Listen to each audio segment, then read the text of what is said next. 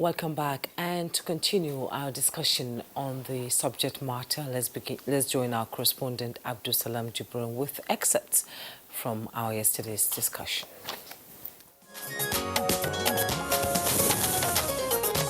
What you see in our climb is that in various sectors there are leaders. There are leaders in the civil society sector, there are religious leaders, there are leaders in academic, there are leaders in business.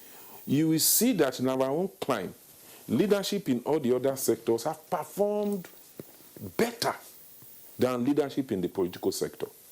So many people are going to leadership without really understanding why are they going to leadership.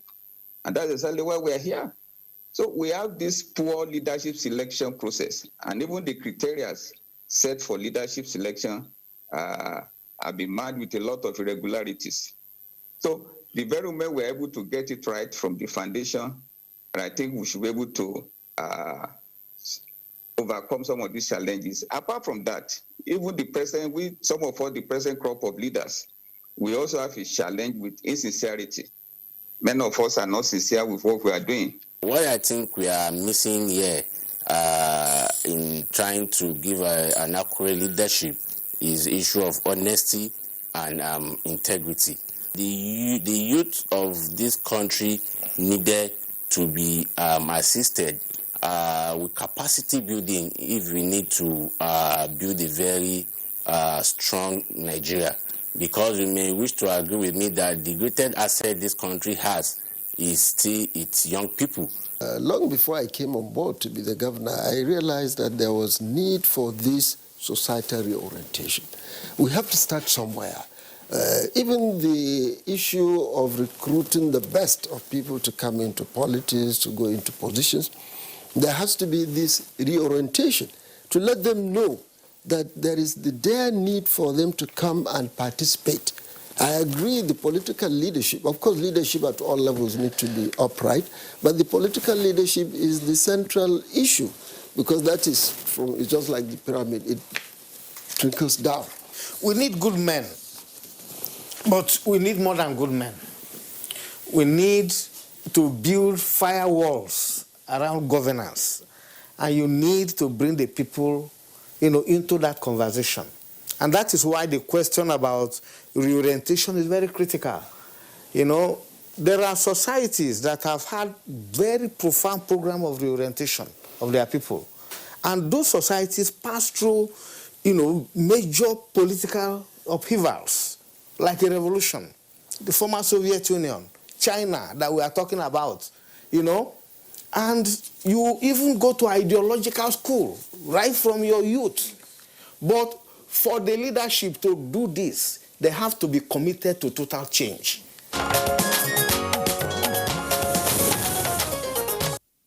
All right, now those were excerpts from our first conversation on this topic yesterday by our guests who were with us in the studios as well as who joined us remotely via Zoom and from our Port Harcourt Network Center. Today, we have three guests with us. Two of them, of course, are regular guests on Good Morning Nigeria. First, let's welcome Professor Osareme Osumbo, a former governor of Edo State and also former two-term senator, former chairman, Nigeria Law Reform Commission. Prof, glad to have you again this morning. My pleasure. Good morning. Also here with us, Honorable Shaba Ibrahim is a member of the House of Reps. Of course, he's representing the federal constituency of Lokoja and Kotokarfe, and also one-time chairman of the local government, and indeed he was Argon chairman in Kogi State. Honorable Shaba, delighted to have you with us this morning. Good morning, and thank you for having me. And we also have joining us Johannes Toby Wujola, curator, Abuja Global Shapers Community. It's a pleasure to have you join us. It's a pleasure. Thank you. Well, gentlemen, let's begin by having your own thoughts on what is the clear linkage between the leadership deficit and the governance challenges that we're having. Symptomized, of course, by the many issues that we're having to deal with day to day at all levels and in different parts of the country. Professor Osumbo, take your first shot. Well, as from the background introductory, brief. I was particularly struck by the contribution of Senator Shekarau that mentioned that when you're talking of leadership, it depends on the kind of leadership and the setting that you have in mind. Whether it's in the corporate world, whether it is in the civil service, whether it's in the educational sector, leadership exists at those various spheres and levels. But by far the most important is the political leadership, because that has a way of impacting and influencing the leadership at those other levels. You mentioned that there have been challenges. Why do these challenges exist? Why do they seem to be intractable? First of all, many people would want to be identified as leaders or called leaders. But to a very large extent, leadership is not imposed. Leadership is inspired. True leadership that drives development and change is inspirational, requires a lot of charisma, requires a lot of vision that people identify with the individual. Because unless these attributes exist in a particular person, he may occupy the office, but he won't be able to inspire process of development at that level. So it is important. It's also important, arising from that fact is to say that leadership emerges from within the society. Because it's the people that say, oh, this person, we can see that he can show us, lead us in the right direction. Let us follow him. We see that he has a vision. We see that he has integrity. He is somebody who commands leadership, and we accept him as our leader. So the end result, that is the leadership that you get, to a large extent depends on the followership. So if you are to get the right kind of leadership, it means that the followership has a great role to play in the emergence, in the process and the emergence of the leadership. So the challenges of leadership in Nigeria, in summary, is not just looking at those at the top, which is important, but it's not enough to focus on those at the top. You have to look at the source of that leadership, the pool from which that leadership emerges. Because unless you get that right and the process of emergence, you will always have problems at the top. Okay, Prof, thank you. Honorable Shawa, leaders, from what I've heard from the excerpts and from what Prof has said, are not necessarily those who hold leadership, but on the contrary, people are potential leaders. What's your take on that? Well, I think to an extent I agree with Prof, but when you talk about leadership within the concept of the Nigerian state, the political leadership readily comes to mind. And who are the political leaders? Those who have been elected, and in some cases appointed by those who have been elected to lead the people and to guide them aright. So in 9 out of 10 cases when you mention leaders, everyone's mind goes in the direction of the political leadership. I think that part of the problems we have, the challenges we have, is the process of the emergence, just like Prof has said, emergence of leaders. We have a very opaque system, with due respect, that does not prop up those who, in most cases, the people may actually desire to have elected as their leaders. That is why we have a plethora of challenges here and there. Whenever elections are conducted, the tribunals are jumped to the park with litigations. So, some may be right, some may be out of outright, how do I call it? Outright temerity, But if the system is transparent enough for you to know or have reason to know that I have lost this election fair and square, it will be idle for you to prove, to try to even pose a challenge. So in most cases, the challenges we have, just like the speaker before me has said, Professor has said, it's the process of emergence is very key. And we must look in the direction of electoral reform. We must have a situation where people's votes will count, and those who they actually intended to pick are those who emerge, eventually. And another salient issue is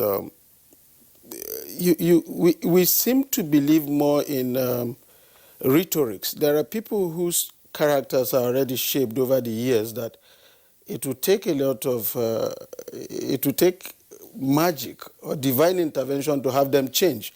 But in the course of campaign and electioneering, they go say, hey, XYZ is a changed person already. Nobody changes at the age of 30. You think? Yeah, you don't change. Once you're 30 and over, you're already formed. It's either you continue to excel on the part of the righteous deeds, or you continue on the negative side. So we must be able to pick our leaders from the point of view of the person we are seeing, not who he professes to be, because already we have known each other.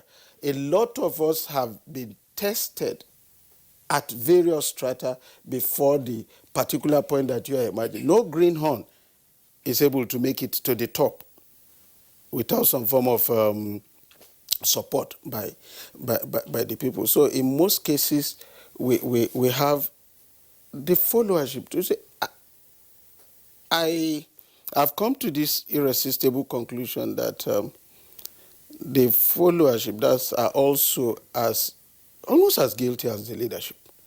What do I say? You complain about a people in power, you complain about a government in power. When it comes to election, they give you some peanuts and you are there dancing all over those same people. You elect them and you start complaining. I think it is what in law you call a contributory negligence. You are also partly guilty and you must take responsibility. So I think all of us have sinned one way or the other and fallen short of the glory of God. We need to look inwards and ask ourselves, because the saying goes, it's even divine, it's in the scriptures. A people get only the kind of leadership they deserve. At least from the Islamic point of view, I can tell you that. So, and as a true believer, I buy into that, and I think that we need to do a lot more. The people need to know that there has to be some form of sacrifice on their part, not immediate gains, so that they can sow the seed for a better tomorrow. That is my take on this. Okay, Honorable Shaba, thank you very much there for your contribution. We'll come back to you. Let's bring in Johannes Toby. Johannes Toby, perhaps one way to also look at this, and I would like you to elaborate further, is to say, look, when you say a leader, contextualize it, for instance, in terms of leadership positions that you find in different spheres of life. You couldn't possibly have a maritime vessel that is so expensive and carrying goods worth several millions of naira, even of dollars. And then the captain, who is the leader of that ship, is incompetent. You couldn't possibly have, the largest aircraft we have now is 787, Boeing 787. The captain is the skipper of that aircraft. It has to be competent. It has to have skills. It has to be trained. Now, we're just talking about an aircraft. We're talking also about a ship. Soccer that Nigerians are generally crazy about.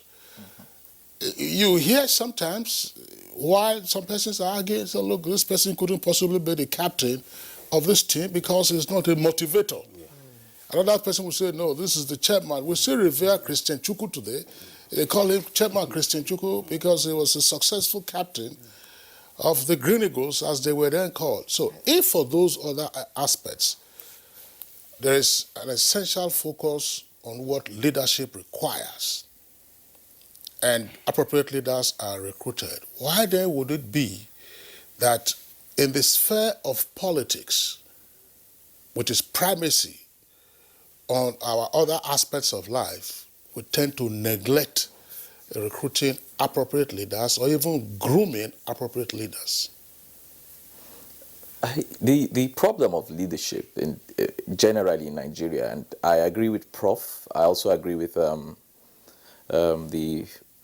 think Senator Shekarau, is that we don't have a recruitment process.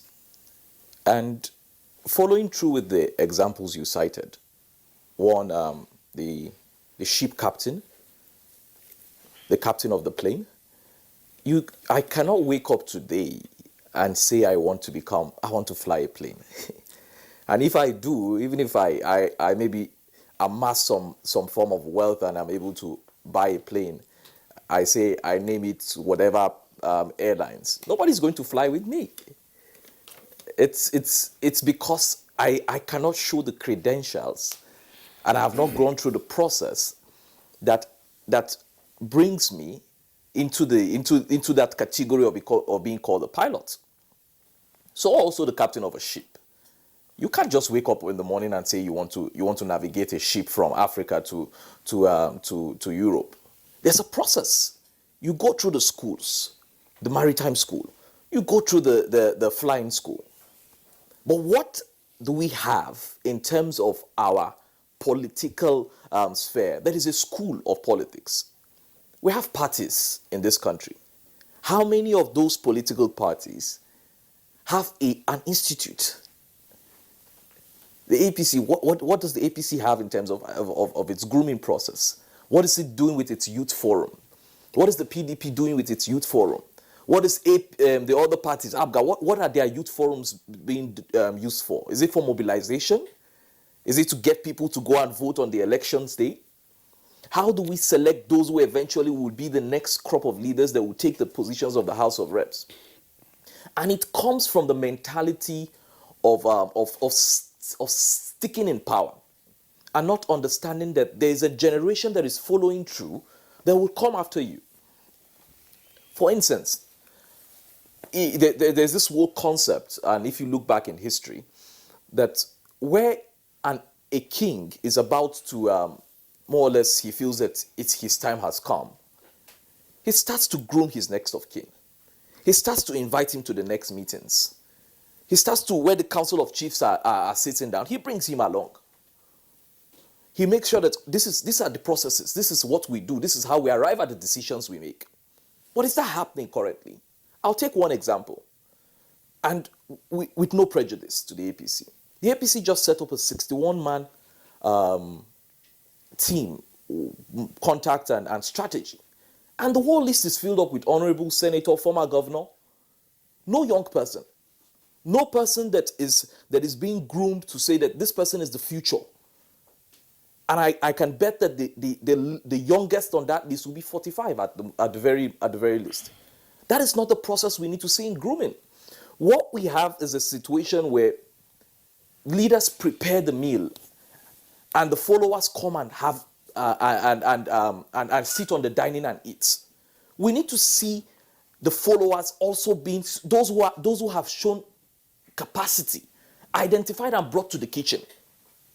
We need to see them learn the ropes, because what we're having is a situation where one crop of leaders move from one era to another era, and then you have a deficit. That is what we currently have. How many of our leaders today have 1, 2, 3, 4 people who they are grooming? And you see, this concept is not just in the political arena alone. It's in all the sectors. When we look at leaders, and I disagree that only politics should or politics should have that role to say. No, every sector of the country has a part to play. How are we grooming the leaders in health? How are we grooming the leaders in engineering? Are we going to always rely on Julius Berger?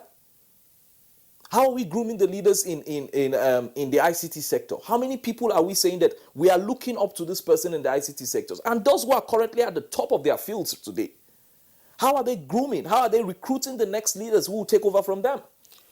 We have the best health practitioners. They are leaving the country. What are we doing at the topmost of our health echelon? What are they doing to make sure that they make the space better for the younger ones who are coming? How are we grooming the next cardiologists, the next best cardiologists in the country? How are we grooming the next bridge builders? We need to be deliberate in every sector on the recruitment process. We need to have those who are already at the top take up that mandate to have an apprenticeship system that they would identify those that they see potentials in and groom them to be able to take up from them. That's why we have a leadership deficit, actually. All right. Toby, thanks a lot for your comments. Jumaine, Yes. that's a pointed one. I just wanted, Prof, before we proceed again, Prof, I would like you to respond to some of the key issues on the table. Again, narrowing it down to the leadership challenges that we have around the political sector because of the primacy of politics. Toby mentioned something. We are over 20 years now in the Fourth Republic, and you can blame the interregnum and the past for the disruption and the growth and evolution of political parties. Parties still remain very fluid. I think PDP had an institute. I don't know whether it's still functioning. I don't know whether APC has an institute. Where do party followers go to seek knowledge, to seek enhancement? Where do even those who are party operatives and those who are already seated in parliament or as governors, where do they go to for research outcomes? So that you say, listen, we think that we are deviating or we are on the right track. Continue on this trajectory and we shall hit it. These are some of the things that people have been talking about in terms of the leadership deficit and therefore the very poor governance outcomes that we have all around us. Well, thank you, Kingsley. Let me start by saying that a lot of what has been said so far is not new in Nigeria. People have been saying these things for years. People have been preaching about them. You listen to bishops, priests, they preach about these things, good leadership. You go to the mosque, the Honorable also mentioned, cited from the Islamic faith. People have been preaching and appealing. This kind of enlightenment programs have, so many of them, countless number of them have taken place. You talked about the Institute. Yes, the Institute is there. There are so many other platforms. I know that the National Assembly has routinely had retreats. I hope that is still on. Maybe the COVID-19 thing may have disrupted it. But in the past, there used to be retreats to ensure that members of the National Assembly are up to speed on some of these things. You cited a very good example of the captain of the ship, the pilot, and all this. Why are they getting it right? The reason is that they stick to the rules. They obey the rules. The problem in Nigeria is that most often people do not obey the rules. Honorable Shaba talked earlier about the Electoral Act. It's necessary to set laws, regulations, rules, and hold people accountable to those rules. The political parties have their constitutions. Are those rules, those constitutions adhered to? Honorable Shaba talked about litigations. A lot of those litigations happen because the rules have not been complied with. So you give opportunity to people to go to who feel that they have not been fairly treated because the rules to ensure fairness have not been complied with by the leadership of the party. The pilot can be trusted to take you from one destination to the other because the rules are followed. You have, is it ICAO or this international civil aviation rules. And if you must operate planes as a country, you must comply with those international standards. Otherwise, they will not certify you. They will not allow you. They will sanction you. The same thing with the captain of a ship. Unfortunately, at the political level, we don't have that kind of sanction, externally imposed sanction to keep people in check. Every Nigerian pilot must comply with those international regulations. But do Nigerian leadership comply with international standards? So we should begin to formulate rules and hold the leadership and the people generally accountable. Hold them accountable and ensure that they comply with the rules. And to ensure that where there's a violation of the rules, there are sanctions. For me, that is the way that Nigeria must go. If we do not go that way of ensuring that we comply with this, we'll just be repeating ourselves and debating these issues ad infinitum. Because the rules are there to guide the process, to ensure that you reach good outcomes. Even in the area of governance, you talked about governance challenges. There are rules about governance. The Constitution, which is the big law, they call it the ground norm, under which other laws come, is there. It's written in fairly simple English that people can understand. But do people comply? Do they follow? So for me, that is the major challenge, that once we begin to hold people accountable and enforce the rules in a fair manner, then we begin to see the changes that we are talking about. Anybody who finds himself in a leadership position must know that he's on the hot seat and people would assess his performance based on the extent to which he has complied with the rules. And if he has fallen short, then the sanctions will be meted out to him. Anything less than that, we unfortunately continue to group and manage. But I do hope that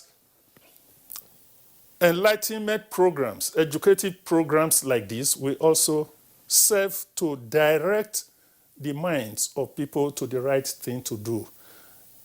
So in summary, it is not enough just to be talking and preaching and sermonizing.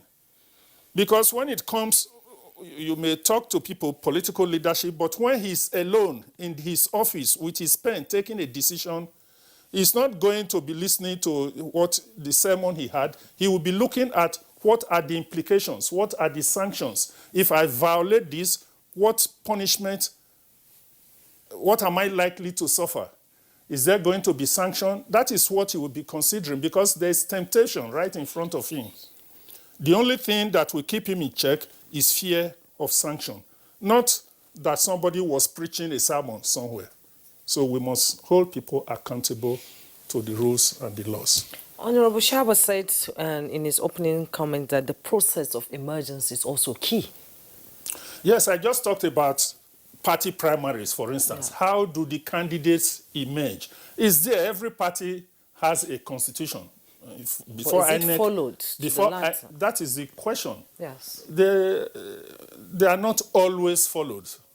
Is there, people but try. That is a peculiar disease of the Fourth Republic, yes. Prof. A peculiar disease of the Fourth Republic. Let's say the Second Republic wasn't like this. Yeah, there was more party discipline and more. Yeah, you are right. But again, how do we? Because unless things tend to degenerate, things tend to degenerate unless you avert or stop, anticipate, and stop the process. Unless you stop the process, it will get worse. Look, we are talking about banditry now. Banditry, the issue of banditry first came up when I was in Senate, between about 2004. People are thinking it's a new thing. It's not a new thing. I remember that the Senate, we debated it and sent a committee of a delegation, ad hoc committee of the Senate to about Yobe, that axis, northeast axis at that time. But it continued to degenerate to the extent that now even schools have been shut in many parts of the country. And because that was not nipped in the bud at the time. Well, things are getting worse. Prof, I'm sorry, Juma, again, Honorable Shaba and Toby. You see, Prof is itemizing for us the symptoms of the leadership deficit and the governance challenges that we are facing. In real terms, we have had a conversation on Good Morning Nigeria on the so-called ungoverned spaces. Yes. There's no space in Nigeria that is not under some authority. Yeah. So where was that authority? At some point in time, T1 up to time T2 and up to a time where we are now having these multifarious problems.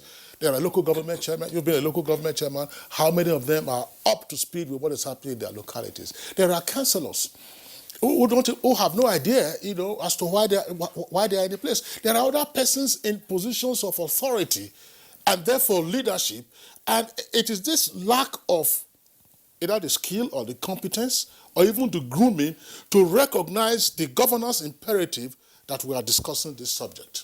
Honorable Shaba. Well, first, let me take my bearing from the point of still back on the leadership and the kind of people we have in saddle, with all due respect. In most cases, when leaders, let's even leave the process of the emergence. Once they get to the office, most people are concerned with populist decisions. They want to be praised. They want to be. Leadership is not it's not a popularity contest per se. There are times leaders must have to take quote and unquote painful decisions, difficult decisions, that irrespective of what the bandwagon feels, this is where I want to be. Side by side, that is the institutions. We must build strong institutions that will defy the whims and caprices of leaders who want to muzzle up the system to gain for personal gains. I looked at the American election, the one we just had, they just had recently. If the system was weak, we'll probably not have a peaceful transition. The system was strong enough to withstand the whims of a leader who thought that he could do anything, with all due respect, to perpetuate himself perhaps in power. For a man who went to court and lost some 60-something court cases to insist that he was duly elected, it blows my mind. But the system was able to, if it had happened in Nigeria, believe me honestly, he will remain. Yes. And nothing will happen. Nothing. A lot of people will go on the streets and get killed for nothing. So away from even the leadership itself is this idea of trying to build institutions.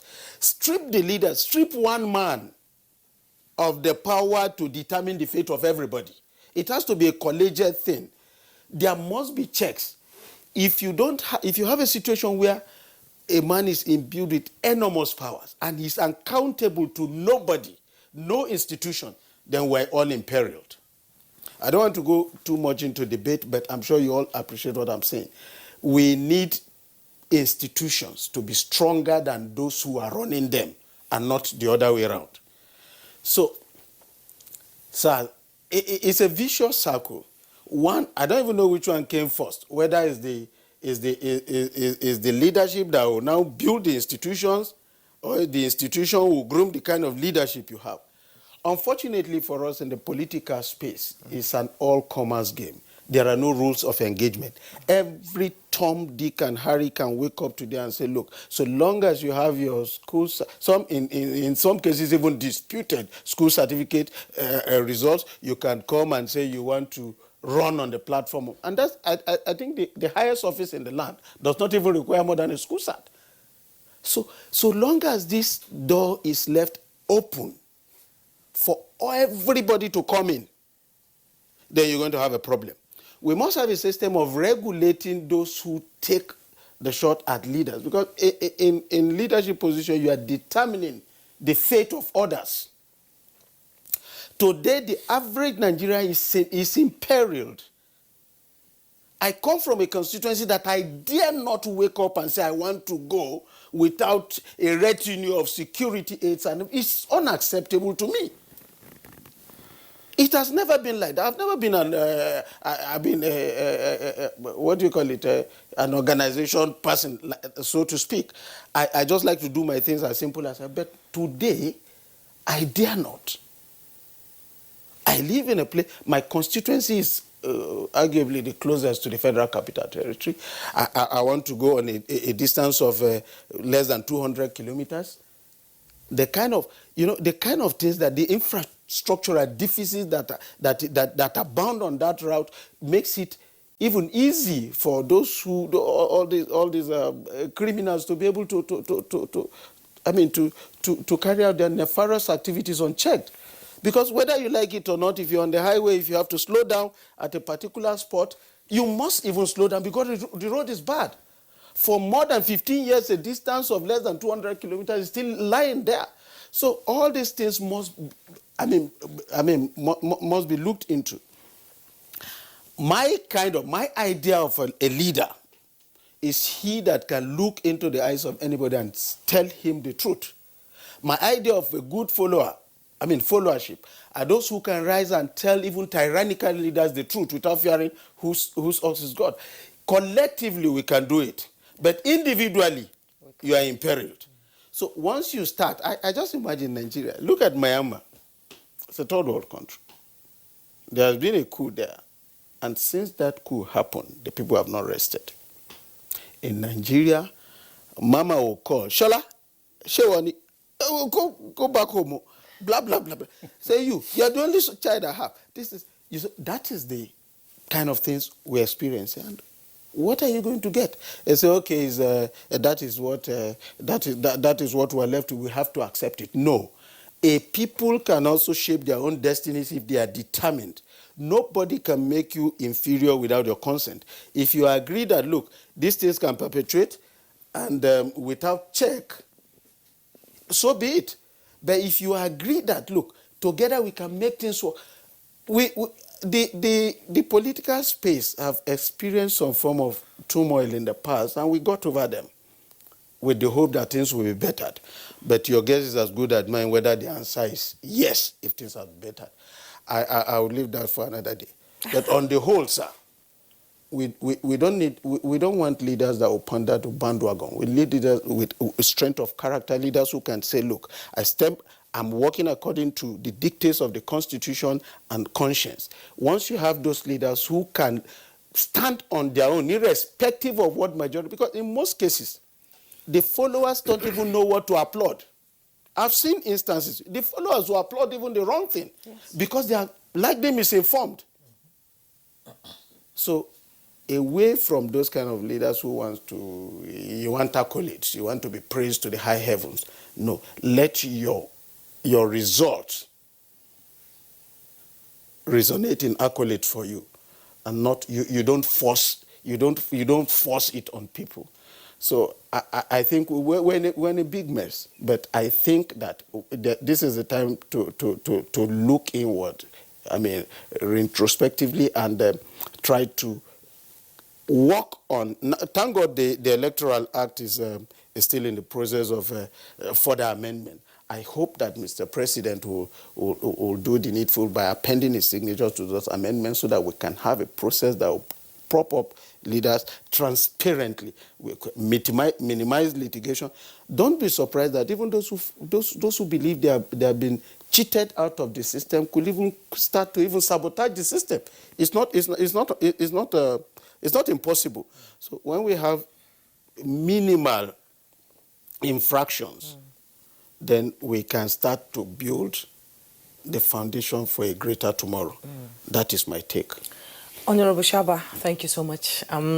Johannes, Honorable Shaba has painted a very beautiful picture. Absolutely. Is there any possibility that we can and will take away godfatherism? Because this can only be possible if an individual as a leader is independent of any kind of interference from anybody. Can we take away godfatherism from leadership position in Nigeria? Can that be possible? Because, you know, you said a lot of people who are doctors, who are nurses, who are engineers and all that should groom young people who are coming up. Most of these people leave this profession and join politics. Very true. How can that happen? How can we have a system that works? When you say how can we have a system without godfatherism, I have perhaps an alternate view on godfatherism. I don't think that perhaps maybe our system of godfatherism is one where you have a puppet and his puppeteer, and you have a funnel that is channeling funds out of the system for his godfather.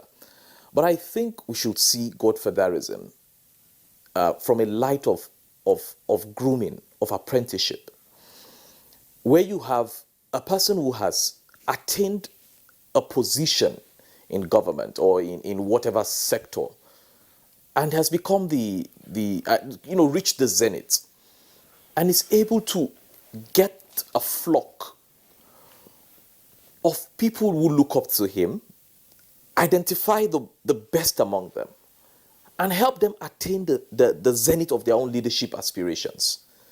I think that is how it should be looked at. And importantly, I want to piggyback on what Honorable said on institutions. I'll use Nigeria as an example. We have the institutions, we have a lot of institutions, and in terms of, for the checks and balances, we have the National Assembly, which Honorable is a member of. The judiciary is there. We have other security agencies and what have you. We have laws that guide even the processes. But the question always falls back to one thing. Are these laws being enforced? And that is what Prof had mentioned. How are we enforcing these rules? Are we following through with the enforcement of them?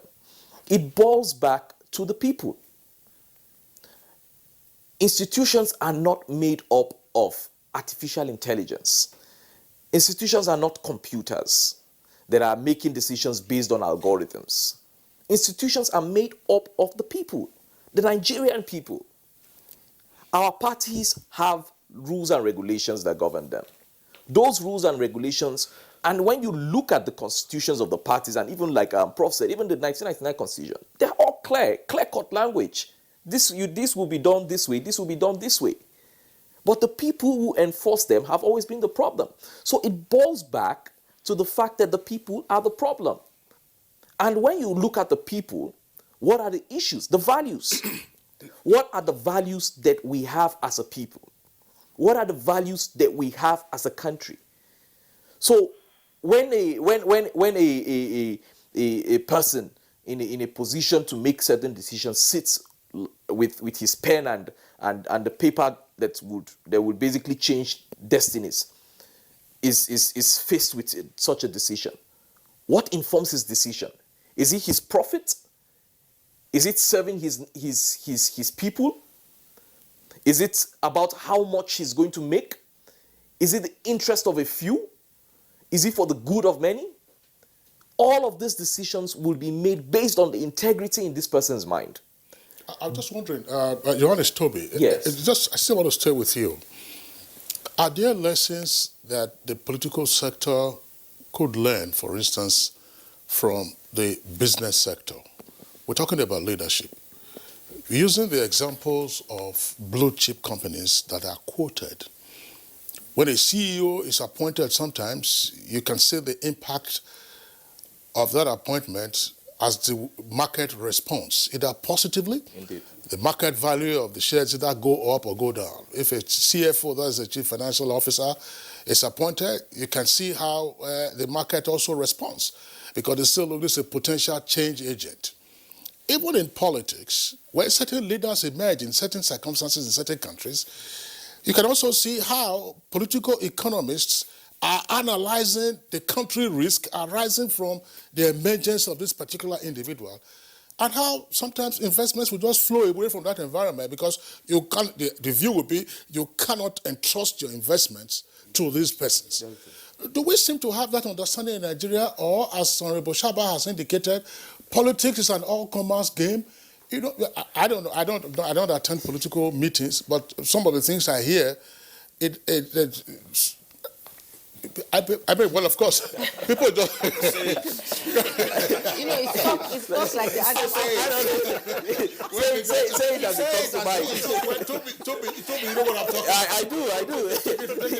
So let me answer with one word, then I'll build on it. Meritocracy. Nobody becomes the CEO of Apple if he does not merit it. Nobody becomes the CEO of Twitter, of Facebook, of Google, if he's not the best person to handle the job. Even if it's your best friend or your son or whoever that comes in, you can't put that person as the CEO of Apple.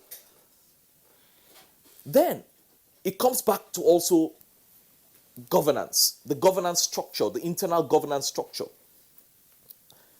None of these companies that do not have boards of directors, boards of governance, who are there to check the activities of the CEO. The CEO cannot just wake up one morning and make decisions. He must follow through with his board. And when you look at it, we have similar structures in our country. We have similar structures in how we do governance here in Nigeria. The president, for instance, has his Federal Executive Council. Memos are brought forward. Arguments are put forward. Whether this memo will pass or that memo will not pass.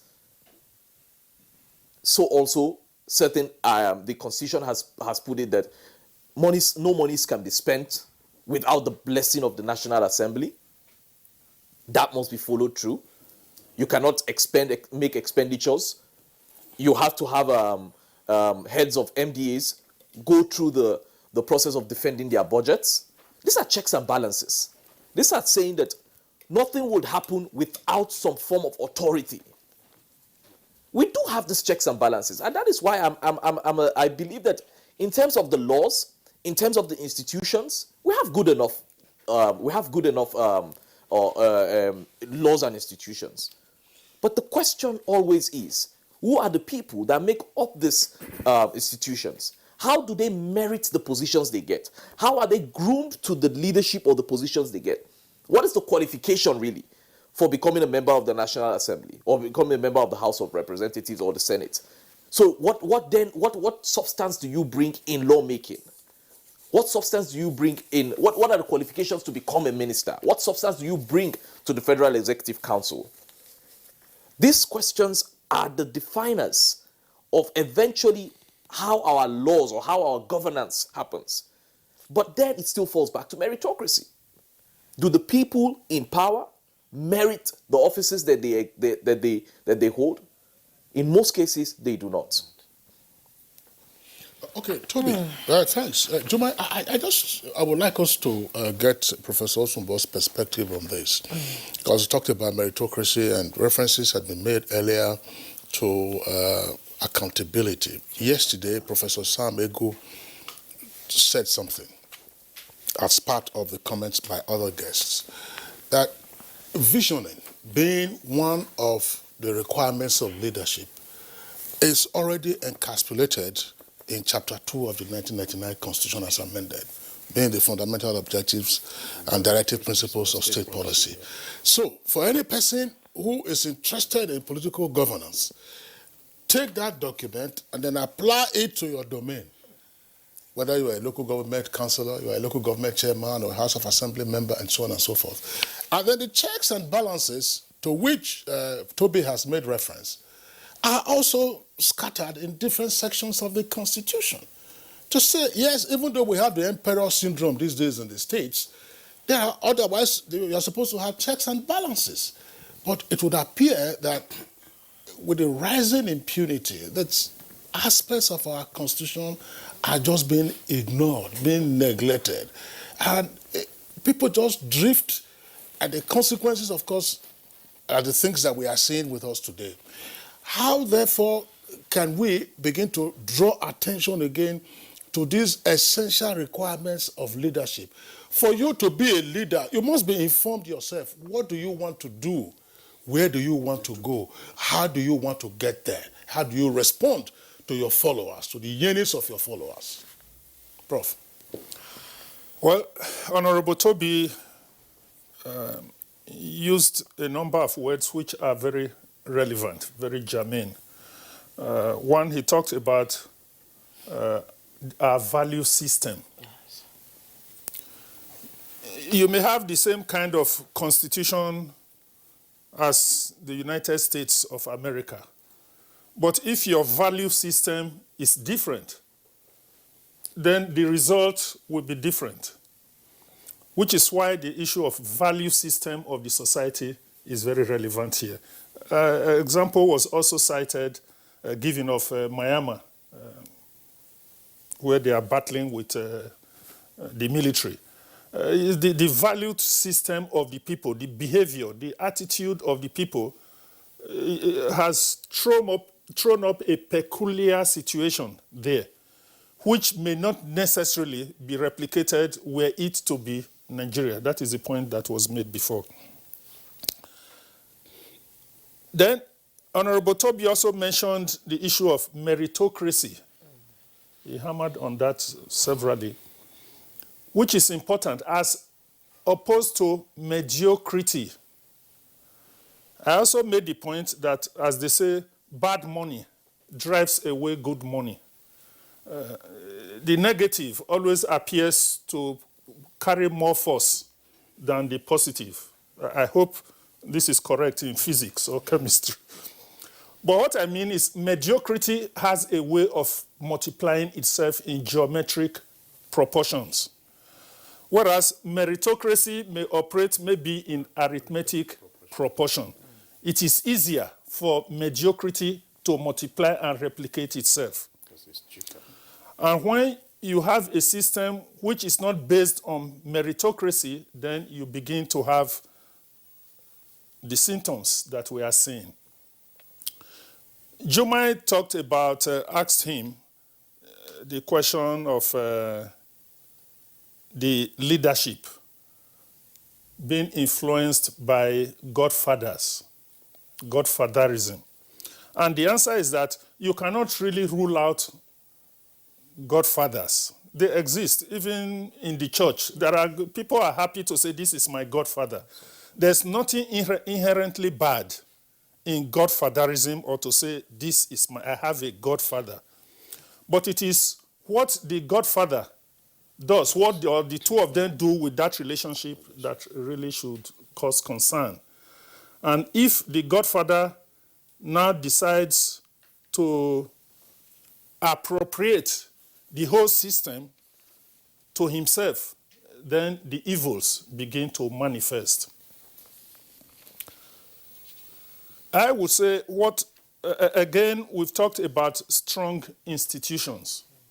And I made the point before that those institutions will be strong if the rules guarding them are strong. Using the example, the world is a global village now, so we should feel free to learn from the successes of other countries. In the US, why the outcome went the way it did and the people were able to resist the attempt to disrupt the process is that I watched a video of a military, an army officer, coming out to say their loyalty is not to any individual, it is to the Constitution. Correct. That's true. Correct. We want to see people saying that my loyalty is not to you, it is to the Constitution. And as you said, I have a copy of the Constitution. I'm familiar with what the Constitution expects of me, and I will do what the Constitution enjoins me to do. We saw the role that the courts played in the US. The court said some of these elections being disputed are governed by the laws of the state. Exactly. You may not like it, but if the state says they've certified it, there's nothing we can do. Again, because the laws of the state are respected. The courts respect the laws, the federal system of the United States of America. So I've just taken two examples. The military are loyal to the Constitution.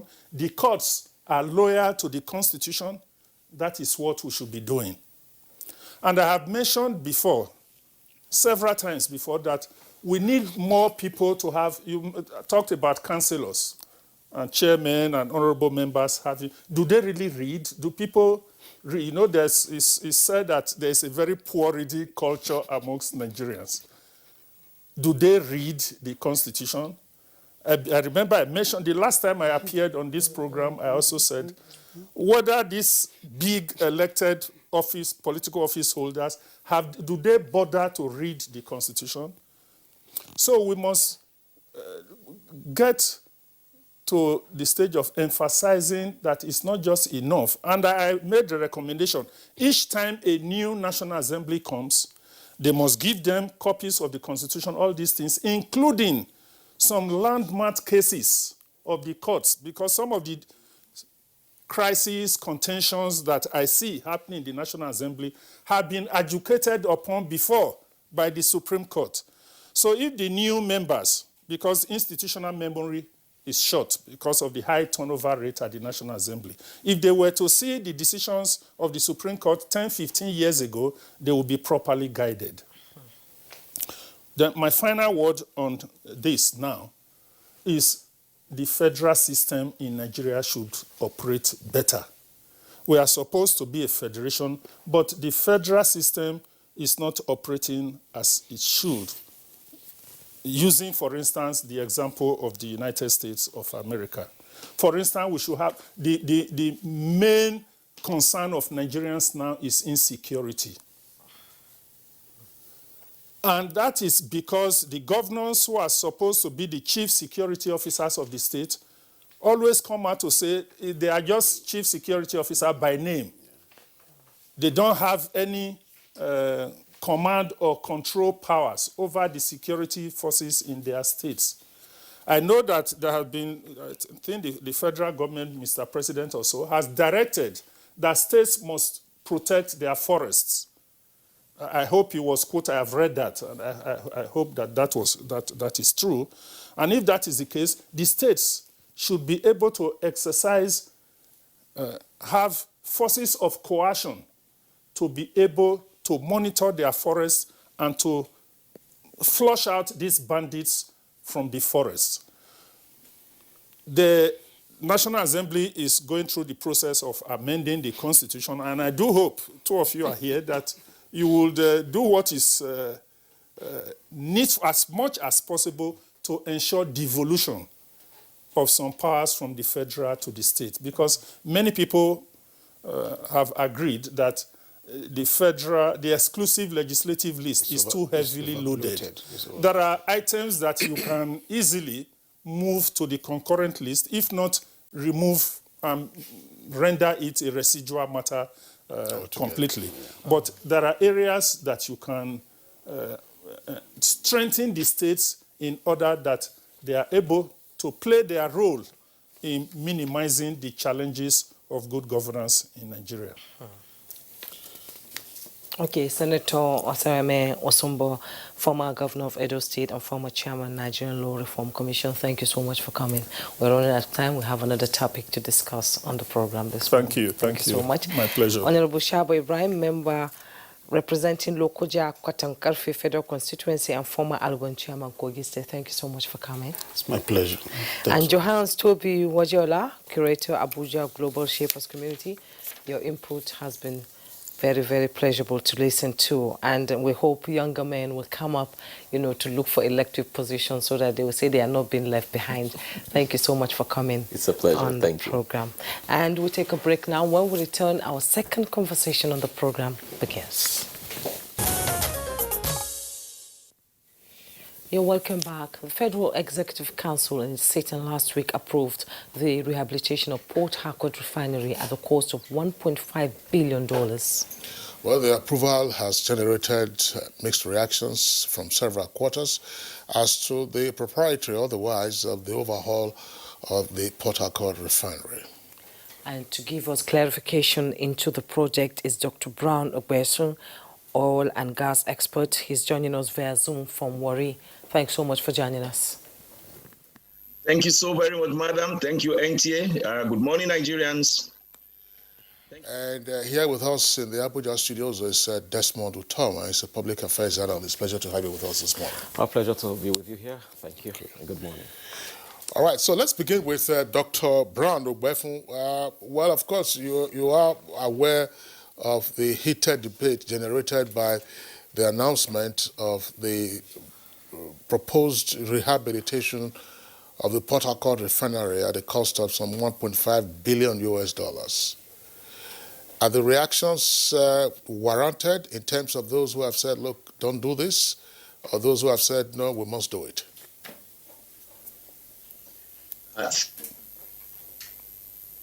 Thank you once again, the NTA, and once again, thank you for having me. Before answering that, I just want to put some rhetorical questions, which of course I'm going to provide answers to quickly. First, this is an emotive thing, because there are those that would have wished to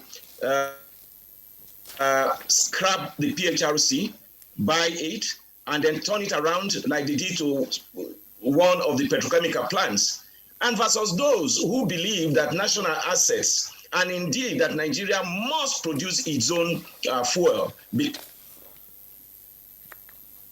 of the fact that we have enormous hydrocarbon within Nigeria. So two, the 1.5 billion, yes, it looks so big, but by the time we take on these discussions, we find out that when you have a refinery of about 210,000 barrels, refining capacity per day, and you want to build a new one, you are going to be sourcing for close to about $10 billion US. So we're going to juxtapose that maybe as we continue, like I said. And this 1.5 billion naira dollars, I don't think it is just coming from the federal government's pocket. It is going to be sourced, and that is how business should be done. Third, I believe that if the NMBC had been an autonomous body with a private entity cap like other multinationals, the NMBC would ordinarily have gone to source for its own funds.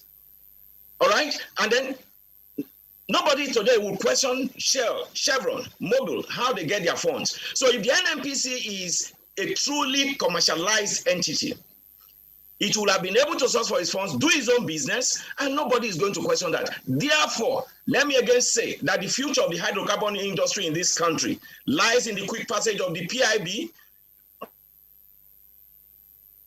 right?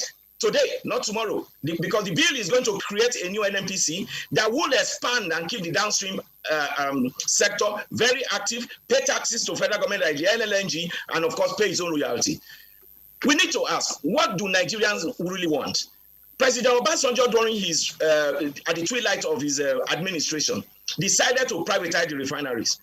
The labor movement fought it, rightly so, because they believe that the strategic national assets should not go to, some level of hands that you are not too sure, and that you must privatize using those who have experience in running refineries. Nigerians also believed in that at that particular time. And what did they do? They pressured President Yaradua, who reversed the sales.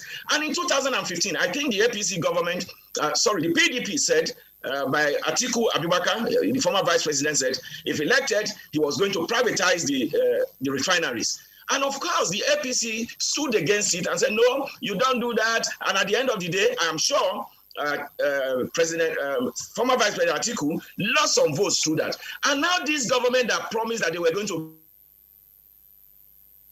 build new refineries or revitalize and rehabilitate the refineries also want to do it, yet Nigerians are giving it enough. So the question is, what do we need from government?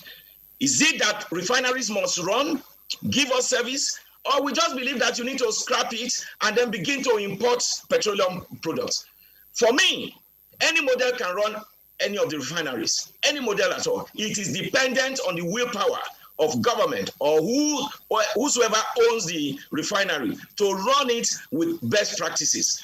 We are quick to benchmark with the United States of America. And because of that, I also want to use it to give my own example on why we need our own refineries to work. America, as it is today, in the state of Texas, has about 47 operating refineries. Louisiana has 19. California has 18. Yes, many people will say that they are privately managed. And Pengassan, I remember in 2004, had told the federal government that they need to use the NLNG model in running the refineries. And some of these refineries in Texas are having about 500,000 to about 607,000 productions per day. And it will interest you to know that Saudi Aramco, all the way from Saudi Arabia, has one of the biggest refineries right there in the US. So what is wrong in having our own? More so that you don't have money to build a new one, and you have people that can loan you money to refurbish it and have a new refinery. Because what people think is that they want to do a turnaround maintenance. I don't think that is what I got from the federal government's approval. What I got from it is that they want to do a total rehabilitation of the refinery. And that is different from routine TAM, which is supposed to be every 2 months. TAM is that it is a routine thing that you do to maintain it. And that refinery, for instance, has not been turned around for the past 21 years. Let us look at our cars, for instance. If your car begins to smoke, you go to your mechanic. Your mechanic tells you, oh, the piston is bad. Oh, the other one is bad. We need to buy half engine. By the time you are going to buy that half engine, you are going to spend money putting it. And so what we are having today is because of the failure of what we refused to do in the past. So rehabilitating the refinery means that you are going to remove some of those critical parts. You are going to upgrade it, and then you are going to make it run to about 90% capacity. And that refinery has about could produce about 10 million liters of petroleum, of PMS per day. And when you rehabilitate it and it works, then you are now going to be benefiting from the forex that you are going to conserve, because you are not going to be spending that forex to import about 10 million liters per day. And what does that mean? It also means that most of the mega filling stations that you have in and around Nigeria could easily be serviced. And that has been the saving grace of most Nigerians, even when you have fuel scarcity. Dr. Brown, thank you so much. We now have to come back to the studio because we're sort of running out of time. Desmond, yeah. Dr. Brown has sort of painted a picture that most Nigerians are not, likely to like, because the knock on this project is that so much money has been put into rehabilitation of these refineries and nothing has happened. We've had oil boom from oil boom up. Some Nigerians are even saying this shouldn't have happened in the first place. So what are the dynamics, and, the economics of the rehabilitation and building new refineries if we have to do that? Yeah, I think Dr. Brown has already laid a solid foundation with regards to the economics. If you look at it, if you have to build a new refinery, definitely you're going to spend so much money. All right, the cheapest is out there for about 230,000 barrels per day capacity, like we saw in Brazil, is about $12 billion. So if you are to build a refinery here, so you have to start thinking about budgeting about $12 billion as against the $1.5 billion. The question is, do you have the money? And if you don't have the money, so you go for the cheaper option, which is rehabilitation. And from what the minister has said and what I was made to understand, this rehabilitation is not just the regular turnaround maintenance. It is a comprehensive overhaul of the refinery. That at the end of the day, you are almost likely going to have a brand new refinery. So I think that is cost effective if you must look at it from that perspective. If you also look at it, what are the benefits of having these refineries to work as against just selling it off? One, if you have to sell it off, you probably might be selling it off as scrap because it's currently not functional. So you don't just go to the market, you want to dispose something that is not working. So you probably will have to put it in a better shape before you can start thinking of selling it off. People who want to buy it will now price it better than it were. Again, if we don't fix it, if we don't, and we're unable to sell it, Nigerians are subjected to all of the challenges of buying fuel at a high price. We know what it is. Only very few weeks ago, we talked about the landing cost, about 212 naira. And we saw the uproar in the country that Nigerians can't pay that kind of money from the 165 naira that it is currently. That is because of the landing cost of petroleum products. So we need to refine our products back home. So how do we start doing this? We have to fix our refinery. All right. There's also a strategic part of it which has to do with energy security, and because this is also a strategic national asset, you can rightly boast that because this belongs to the country, you have some level of security as against just depending on importation. Yeah, somebody will always say that Dangote refinery is by the corner. It will be coming up anytime soon. But don't forget, that is business.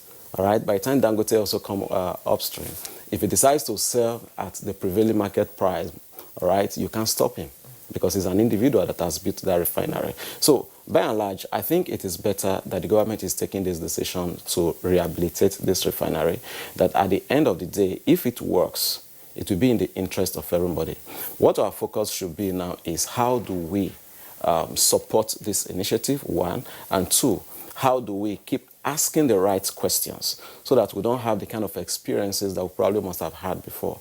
The controversies out there are understandable because some people believe that you have spent money previously, it didn't quite work, so there is a tendency that this time around it still might not work. Yet, it is justifiable that you have all of those concerns out there, but I think the model that is put in place in this time around, is something that is worth commending. The ORM model, which shows that they operate and maintain, all right, and they generate the fund with which they are going to pay back this $1 billion that they are taking from Afri-Exim Bank that is going to sponsor this rehabilitation.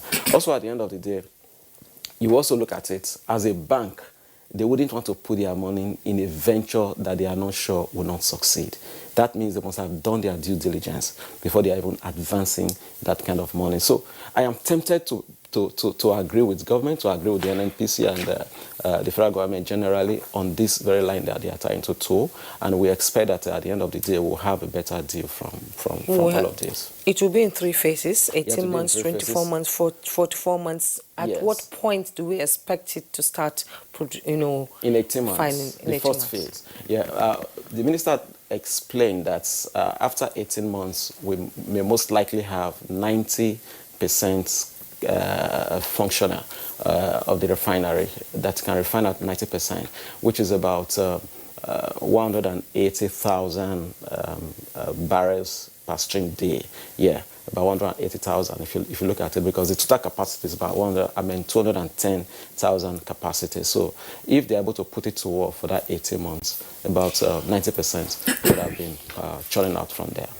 All right, thank you very much, Mr. Desmond Utome. Just to get the closing thoughts, as it were, of Dr. Brown Ogbefun. Dr. Ogbefun, you asked a very pertinent question, exactly what do Nigerians want? We all remember what happened in 2007 when there was the uproar about Dangote taking over one of the refineries in Rivers. And then, of course, that transaction was eventually cancelled or revoked by the administration of President Yar'Adua. Today, you will also hear government officials saying, oh, we're going to rely on the Dangote private refinery in the Lekki-Ekpe axis of Lagos. But let's ask ourselves this question. There is a great deal of anxiety as to why the government will be spending $1.5 billion on one refinery. There are two refineries in the Rivers area. There's one at Onne. Kaduna refinery is also there, and Warri refinery is also there.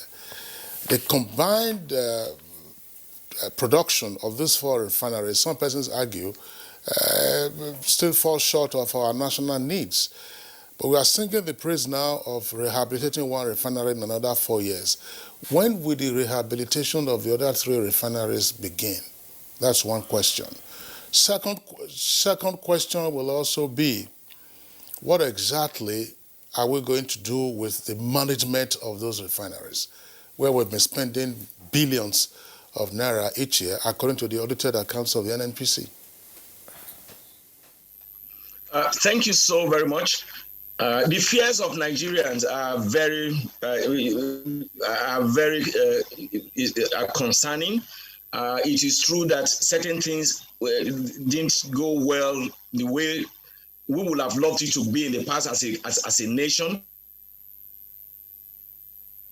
But recall that I did say that for a refinery that has not gone through turnaround maintenance for 21 years, and you want to rehabilitate it because you don't have money to build a new one, then it becomes necessary to rehabilitate, replace all the parts, make it new, turn it around. I don't think they are saying that it's going to be in the next 4 years, really. I know that that's the completion for the final phase, but at least in 18 months, I thought what I had was that in 18 months, it's going to, get to about 90% of its optimum capacity. Having said that, and with the two questions you have asked, if you want to start building a new refinery of between 250,000 to 500,000 barrels per day, for instance, you need about 5 to 7 years, all right, to complete it. And I want to tell you sincerely that building about 250,000 barrels will cost you close to about $10 billion US. We are talking of the two refineries in Port Harcourt, and you are having about combined capacity of about 210,000 barrels. So if you are liters, so if you are able to bring it to life, it means that Nigerians will have that economies of scale. Now, you talked about Dangote refinery, for instance. It's a good thing for Nigeria, but what I need to say is that we need more refineries. I just gave some numbers of what happens in some states where you have about 47 refineries. We need more to make Nigeria the hub of activities for hydrocarbon industry within the sub-region. Now, what does it mean for Nigeria? It will help us to cut the importation of petroleum products, lay foundation for co-location principles, for instance, all right, that will help other small value chain plants to begin to come up within the presence of the Port Harcourt refinery. Okay, thank you so much. We're actually running out of time. We're on borrowed time now. Thank you, Dr. Brown Obesun, oil and gas expert. He joined us via Zoom from Warri. Thank you so much for your input. Desmond Utome, public affairs analyst. Thank you so much for your contribution this morning. Thank you for having me. And that's Good Morning Nigeria for today. Do you join us again tomorrow for another edition? I am Juma Yusuf. And I'm Kingsley Sadama. Thank you for being